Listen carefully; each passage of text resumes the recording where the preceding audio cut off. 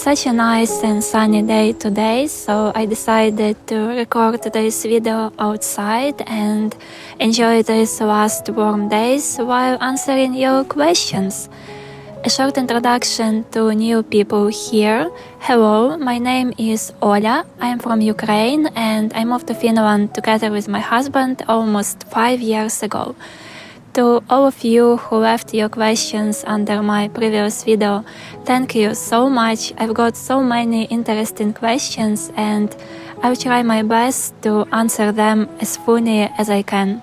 There is so many birds. Do you hear them? It's soon to be winter. Alright, let's get to the first question. How did you decide to resettle in Finland? Was Finland your only option, or did you think about other countries as well? You know, a lot of stories about moving to another country are often romanticized when someone visits the country and falls in love with it. Our story is not like that. Actually, we had never even been to Finland before we made the decision to move here. And sadly, we moved because we wanted to leave our home country. It's not that we had a bad life there. Back then, in a young age, we already had a nice career and well-paid jobs, but there are things that money can't buy, or at least you need to have really a lot of them to provide those things. For us, it was stability and security that we were lacking. I believe that there is no such a thing as a perfect place, and every country has pros and cons, and you have to find your own balance between those things, because what is important for one person might not be that important for someone else, and that's okay, we are all different. For us, the difficulties of staying in our home country were heavier than the good things about it, and it made it hard for us to see our future there. Of course, we had so many reasons to want to stay, and living was heartbreaking in so many ways, but we both had this feeling of growing anxiety and fear about the future. We made the decision to move 2 years before the full-scale war started in our home country in Ukraine. Of course, at that time we couldn't even assume what would happen in Ukraine in just 2 years, even though the war in the east of Ukraine had been going on since 2014, but back then very few people believed it would escalate to the point of a full-scale invasion, and certainly neither of us could imagine the devastation it would bring. But I think in some ways our inner voice was trying to warn us, because this feeling of anxiety and fear, it was really strong, and at some point we just said to each other that we need to do something about it. We can't ignore it any longer. So that's how we decided to take this step and try to create our future somewhere else.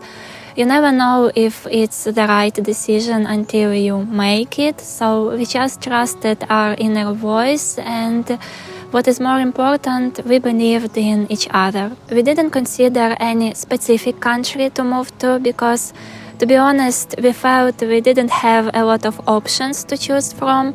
We wanted to move through work because it's easier and safer that way. When a company hires someone from abroad, they usually provide a relocation package, helping with documents, housing, and all those headaches that come with moving abroad. But back then we were only 22 and we had just 3 years of work experience. That's not the level most companies look for when they want to invest in relocating someone from abroad, because clearly for that extra cost they want the most skilled person, and we were competing with people from all over the world. So we were not really in a position to target any specific country, and for us it was not about finding a dream country, but more about finding an opportunity. So we just searched the global job market for positions with possible relocation and applied for any opportunity that matched our skills.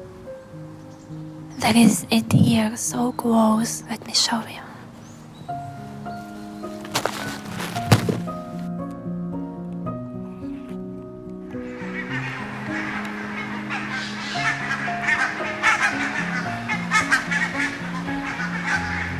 Where did I stop? Oopsie.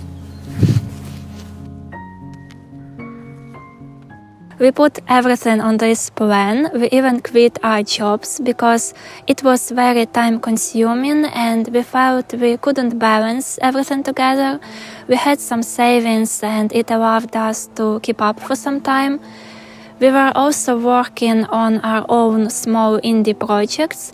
It was just the two of us, nothing special, but it really helped us that we published these projects because we added them to a portfolio, and this way we showed our experience not only in years but in actual skills. The whole job search process was really exhausting. It took months of non-stop applications, interviews, test assignments. The worst part of all of that was really long waiting time and rejections in the end. It was hard emotionally to get rejections all the time, and we also felt a lot of pressure from our families. Clearly, they were worried about us. They didn't really believe our plan would work. They thought we were doing something stupid with our lives. Yeah, we had a lot of misunderstandings between us during that time, which added even more stress on top of everything else. But as you already know, it all has a good ending. I think it took us 5 months when Olia got 2 job offers. One from Germany and one from Finland. So we had to choose, but for us it wasn't even a question. We just knew it was gonna be Finland, even though we had never been here before, but we watched a lot of videos about life in different countries, and from what we knew, the best things about Finland were exactly the ones we wanted to have in our life. We just hadn't even thought that it was possible to relocate here this way because, you know, Finland is such a small country by population, and usually people mostly talk about moving to bigger countries like the US or Canada. So yeah, we were really surprised and happy about this opportunity. Also, Olia had good feelings about this company from Finland. He liked how the communication between them happened. I think the whole interview process took only about 2 weeks, and it's the company he still works with to this day, so I think so far this decision was right. In February 2020 we came to Finland for the first time and we stayed here. The company provided full support with our relocation process. They covered our plane tickets, all the documents fee. They took care of our accommodations for the first 2 weeks while we were looking for an apartment to rent. They also paid for our rental deposit, which really helped us a lot, and we are really grateful for all of that. So yeah, that's how this new chapter in our life began, and so far I think it was the best decision in our life. Okay, next question. Do you have any plans for the future? Are you planning to stay in Finland for a long time? Yes, we do have some plans for the future for which we are really excited, but I do believe that some things are better kept quiet until they actually happen. I really hope that in the next year you'll see some positive changes in our lives. It's been our dream for a very long time, and I promise you that when it finally happens, you'll hear all about it. We are planning to stay in Finland for a long time, maybe even for a lifetime if possible. We want to apply for Finnish citizenship in the future. Finland has been our home for almost 5 years now, and it definitely holds a special place in my heart. I really don't want to move out of Finland. I am the type of person who grows attached to places and things around me. I already know that it will be very hard just moving out of our current apartment, so I definitely don't want another big move to a new country. And I'm glad that it's the same for my husband too. Which languages do you speak? Are you actively learning any language? I speak Ukrainian, it's my native language, and you can hear it in the background of my videos sometimes. I also speak English, as you can hear, of course. It's not perfect, but I'm always trying to improve it. Right now I'm actively learning Finnish. I've completed a few textbooks and online courses to learn some basics and grammar. Now I've switched to listening and reading selkokieli books. They are written in plain and simple Finnish, so they are easy to read and they are really good for improving your vocabulary. I'm actually getting a lot of questions about whether I'm learning Finnish, so yes, I am. I think in Helsinki you can perfectly survive without speaking Finnish, but it's my choice. Since I'm going to stay in Finland for a long time, I really want to speak the language of this country. I'm getting cold and it's already a bit late, so I hope you won't mind if I continue this video at home. Let's go home.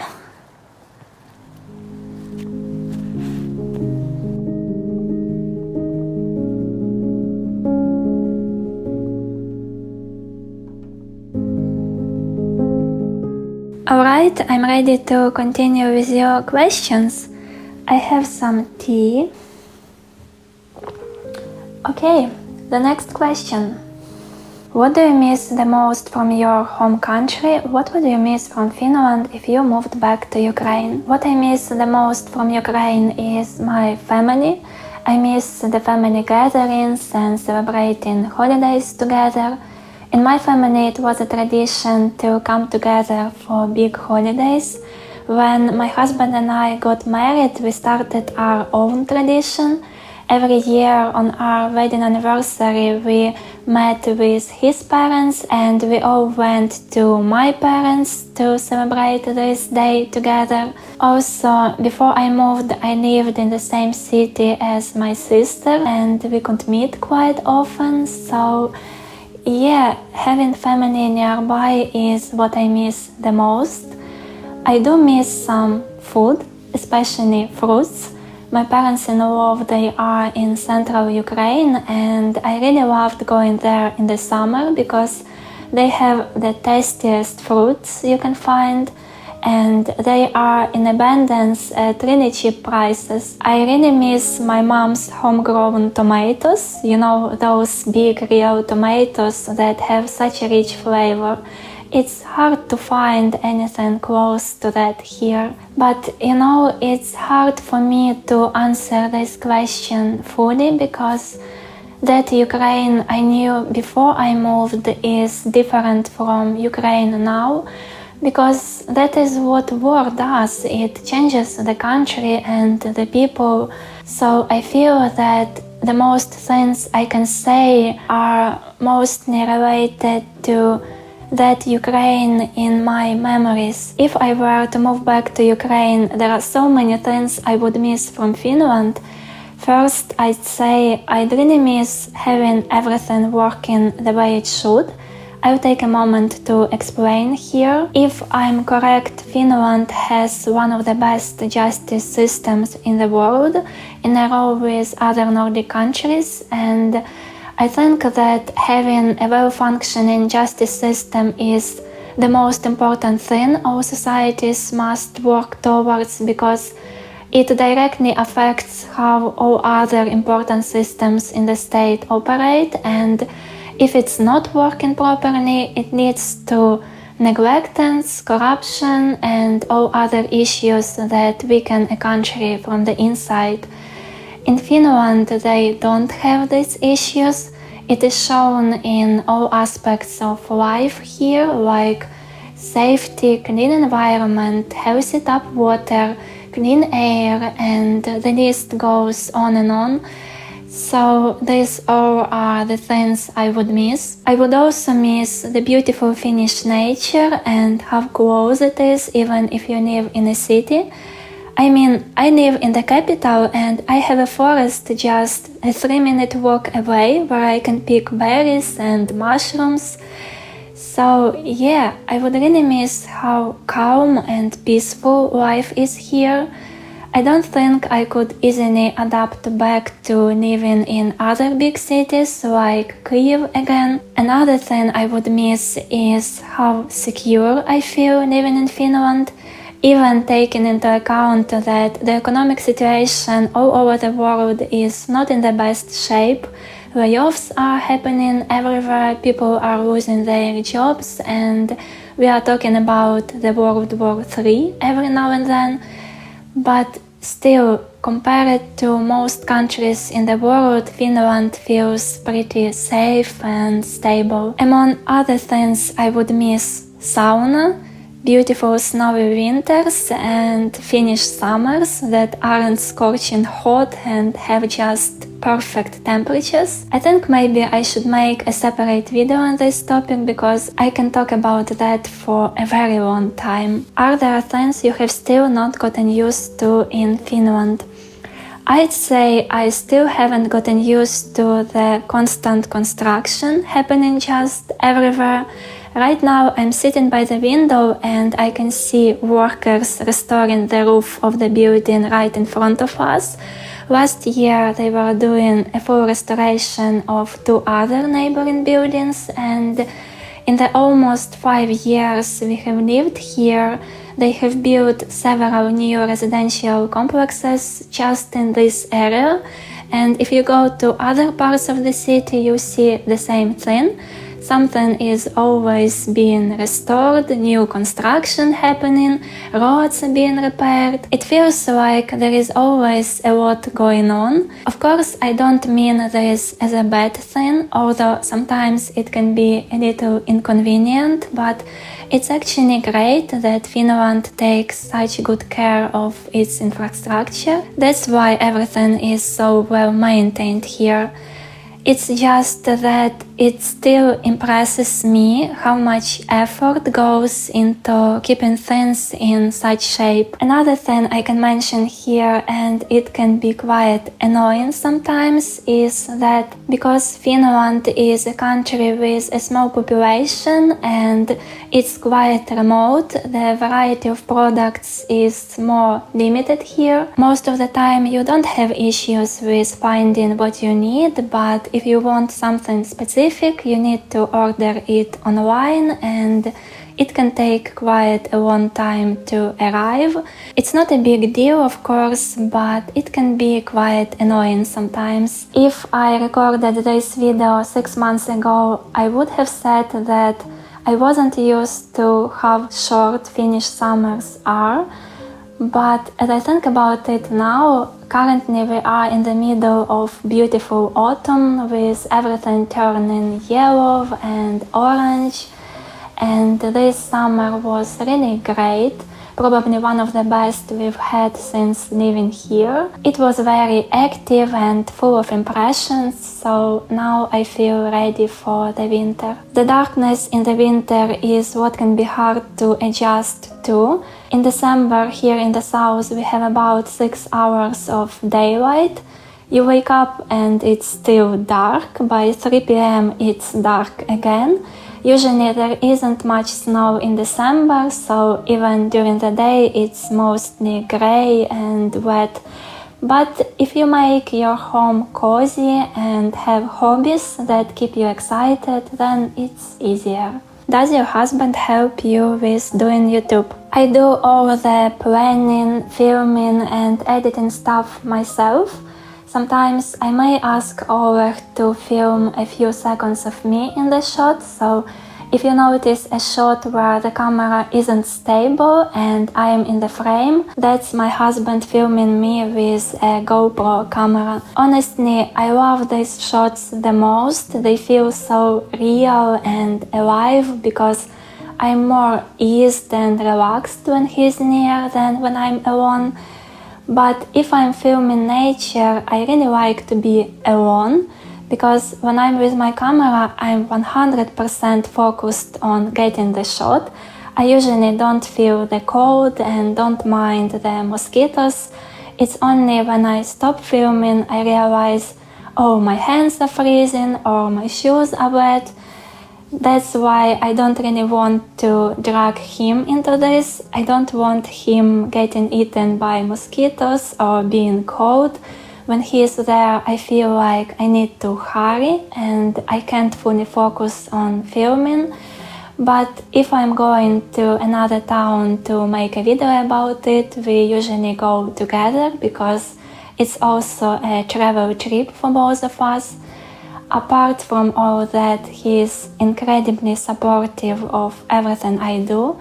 He is always my biggest source of encouragement, and for that I'm really grateful. I think that's the best help that can be. Will you ever have children? Today's world, lots of people choose not to. Well, I can fully understand why these days many people choose not to have kids. I don't think we need this constant population growth just because it's good for the economy. We really need to think about something more than only economic growth. Also, I think that many people choose not to have kids because they are afraid they won't be able to become a perfect parent. There is this pressure to do everything right, to provide the best and make no mistakes. As for me, I have all these worries too, but I think I'd really love to experience motherhood. I have a lot of nieces and nephews. I miss them so much. I was close to them when I lived in Ukraine. I watched them grow and I was there since the first days of their life. And while I don't think I fully understand all the hardships that come with raising a child, but I've had a small insight of how much love a child can bring into your life, and I'd really love to experience that kind of love one day. I still don't know when I will be ready for that, and I'm aware that there will never be a perfect time, but what I'm sure about that now the time isn't right, maybe just a little bit later. The book bag was beautiful. Have you considered starting an Etsy shop where you can sell your creations? Thank you so much for this question. For those of you who don't know what it's about, in my previous video I showed a bag I sewed myself. I fell in love with sewing recently. I learned how to sew this summer and I've already sewed a few pieces of clothes for myself. My favorites are this dress, which I think turned out really beautiful, this white top and the bag, of course. So back to the question, I'm actually working on opening my own shop. I'm thinking about the design, fabric, packaging and all that stuff. Surprisingly, there is so much you need to take into account and sometimes it can be a little overwhelming for me. But I'm really excited about it and I'll definitely share more about it in my future videos. Would you consider selling your photographs as prints or postcards? I'd love to buy some. Thank you so much for your interest in my photos. It makes me so happy that you'd love to buy them as prints. I've been thinking about selling prints for a very long time, pretty much since the beginning of this photography journey of mine, but I've always had this voice in my head saying, who would want to buy your photos? They are not good enough. I'm sure I'm not the only one in this. I think a lot of people have doubts about their work. But when I shared my photos with you in my previous video, I've got so many beautiful and kind words.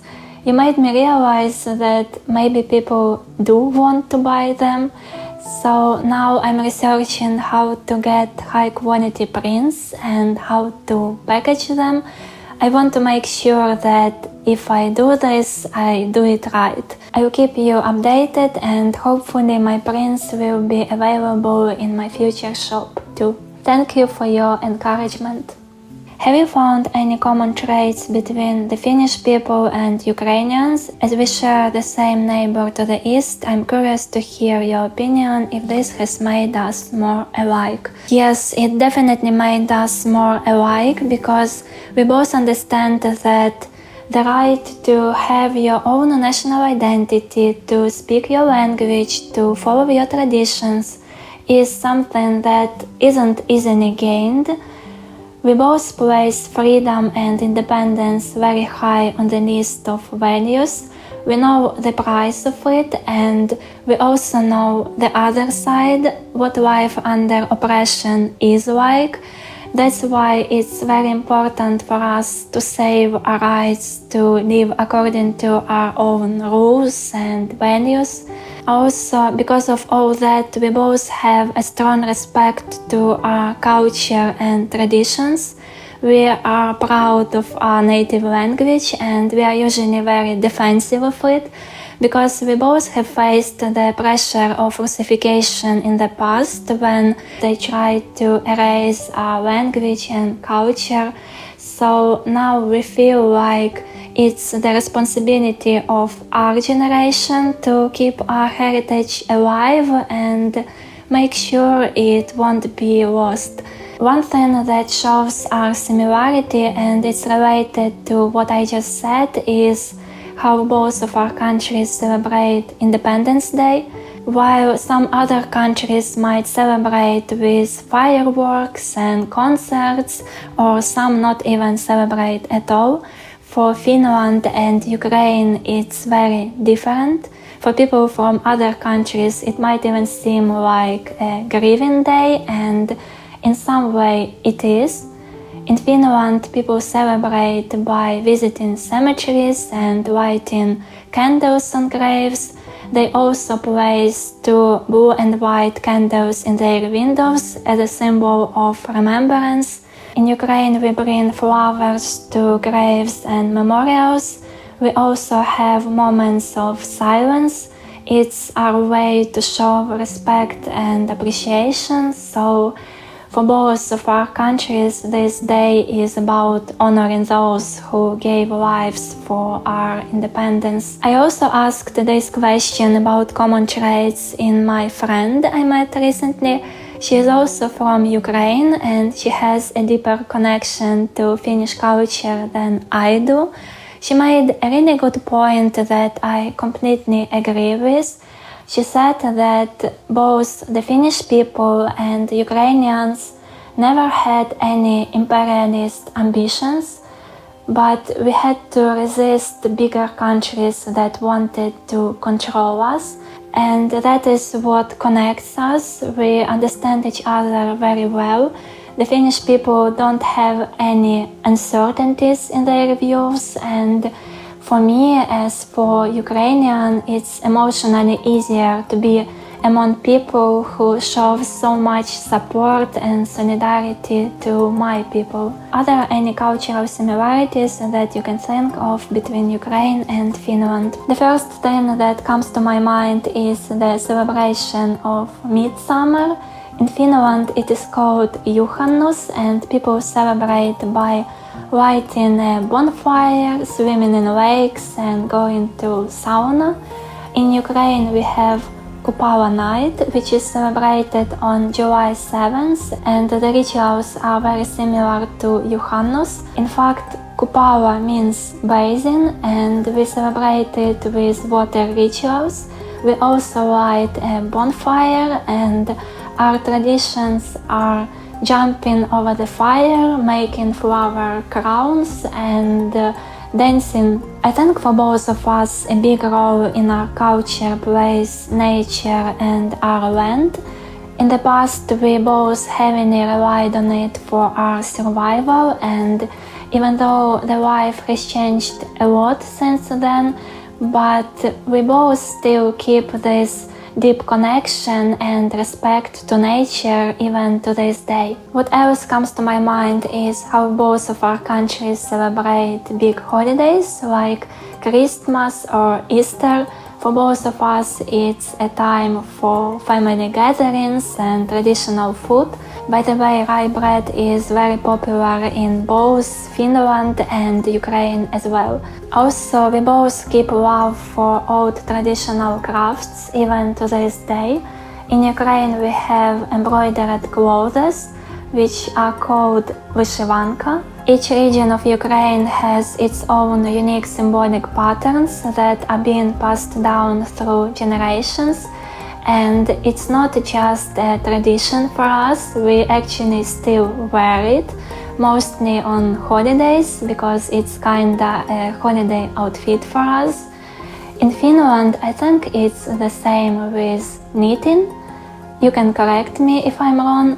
I know that different regions of Finland have their own unique knitting styles and patterns, and it's also been carried through generations. Are you planning to visit home in Ukraine anytime soon? I really want to visit my home. I miss my family so much. The last time I was in Ukraine was exactly 3 years ago. It was also in October. I had such a wonderful time with my family. I actually made a video about that trip and you can watch it here, I think.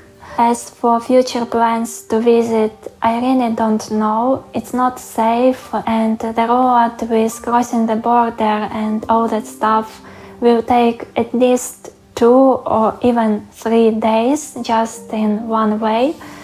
So as much as I'd love to go to Ukraine, I'm not planning to do it anytime soon, but I really look forward to the time when I'll be able to visit my home again. Would you recommend stock photography as a way to earn some money? I don't want you to fall in the same trap I did. Stock photography is promoted as some kind of side hustle. You take a few pictures during a walk and in a few clicks you make money out of them. It doesn't work this way and you must be ready that to turn it into a stable income you need to put in really a lot of work and it will take you years to build a good selling portfolio. Your photos must be high quality and have a concept behind them. You also need to invest time in keywording because that's how the photos get discovered. So if you understand all this and if you are ready to put in this amount of effort, then you have a great chance to succeed. Many people might say that stock photography is dying. I don't think that's true.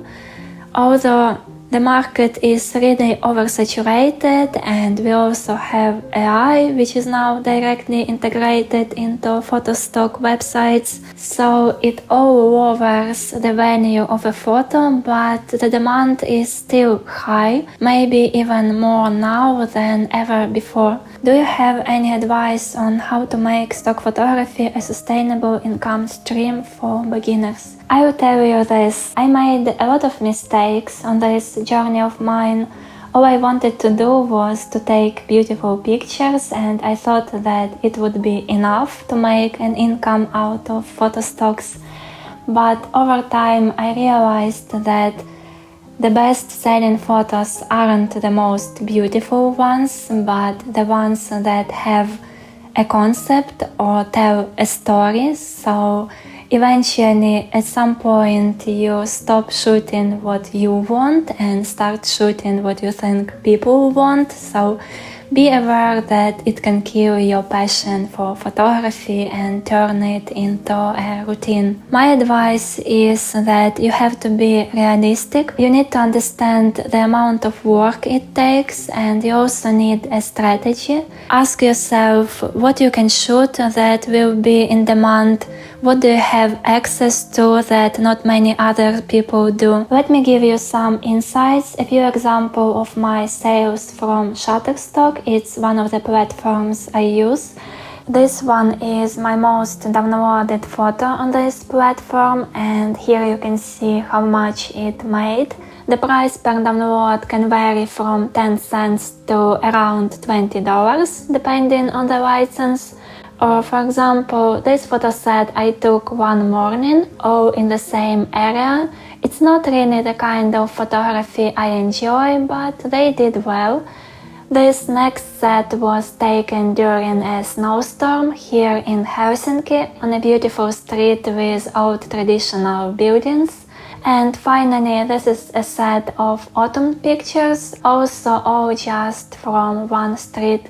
Which platforms do you sell on? I sell on Shutterstock and Adobe Stock, so I do recommend these two. It won't hurt to try other platforms as well. Many people recommend iStock, so I think it's a good idea to try that one too. What camera equipment do you use, and do you have any recommendation for a good camera? I've put a full list of my camera equipment in the description of this video, so you can have everything in one place. I also added notes to each item why I choose it. My main camera is Canon M50. I've been using it for over 4 years. I think it's a great camera within its budget. The lens options for the M mount are limited, but with an adapter you can use EF mount lenses, which is what I do. I wouldn't recommend the M50 for video now because I like to film in 4K for you guys, but on the M50 the autofocus in 4K doesn't really work, so I have to do it manually, and when you are filming yourself it can cause some pain. If I were to buy a camera now, I'd probably raise a budget and look at Sony A7 or maybe Canon R7, but I really recommend you to do your own research to choose the one specifically for your needs and your budget. How do you learn photography? Well, mostly from YouTube tutorials. I've put a list of my favorite YouTube channels about photography in the description of this video. There is so much free information available online, and I think that the best way to learn something is through practice.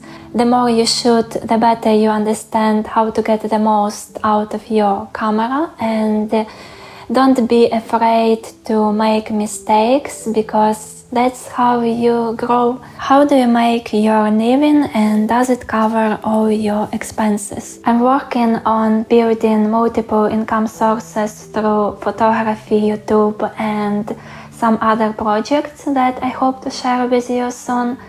At the moment, these don't cover my expenses, so I'm looking for ways to grow, like launching a shop, which I mentioned earlier. But to answer your question directly, at the moment my husband helps to cover most of our living expenses while I work on expanding these income sources for us. How expensive is Finland? I'll share some numbers to give you an idea of the cost of living here in Helsinki. So our apartment has 50 square meters. It's about 20 kilometers from the city center, and our rent is 940 euros. For groceries for 2 people we spend around 700 euros. We mostly eat at home and we try to keep it balanced with fresh meals every day. Eating out for one person costs from 15 euros. Other bills like internet, insurance, electricity cost us about 160 euros a month. So I hope this gives you a picture of the cost of life here. What do you think about food in Finland? Is there a good variety of vegetarian ingredients? Do the Finnish people mostly cook at home or eat out? You have nothing to worry about. I'd say it's very easy to keep a healthy home-cooked lifestyle here. You can easily find many plant-based ingredients in any supermarket. Although I'm not a vegetarian, but I think it's very easy to be the one here. Many Finns are vegetarians, and I think that every restaurant offers vegetarian options. From what I noticed, the Finnish people mostly cook at home. It's also common to eat lunch out because many have lunch benefits from their employers, and it makes lunch meals more affordable. Otherwise, it's quite expensive to eat out every day. So that's all your questions. It's gonna be such a long video. If you made it to the end, you are the best. Every time I tell myself I need to make shorter videos and publish more often, but then I'm like, oh, I want to add this and I want to share that, and it just keeps piling up. And when I'm editing it, I need to cut a lot because it's too long.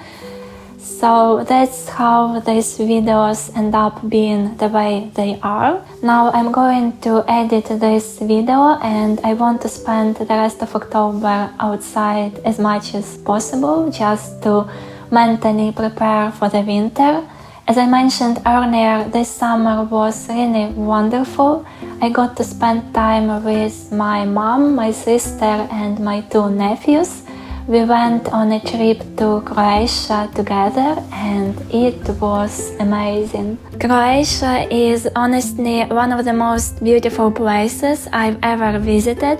I've never seen water so clean in my life, but what truly made it special is that I was able to share this experience with my family. My mom had never been to the sea before in her whole life. Although the road was hard for her, it took 3 days. First, she had to travel to my sister's place in Lviv.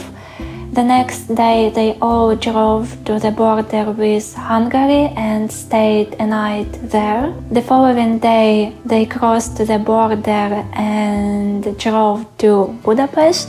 My husband and I, we took a plane to Budapest to meet them there because it would have been really hard for my sister to drive all the way to Croatia alone with the kids, so we helped them with driving from Budapest.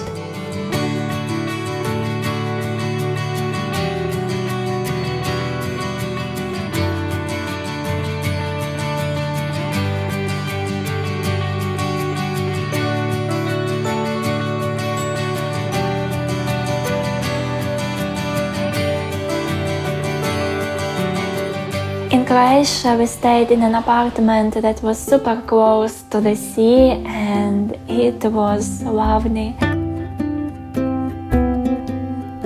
Croatia for me is a country of beautiful sunsets, incredibly clear water, and really delicious food.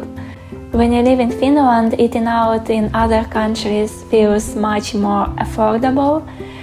But the best part of the whole trip for me was just being with my family, watching my mom enjoy sea, catching waves with my nephews, and, having all kinds of beach fun together.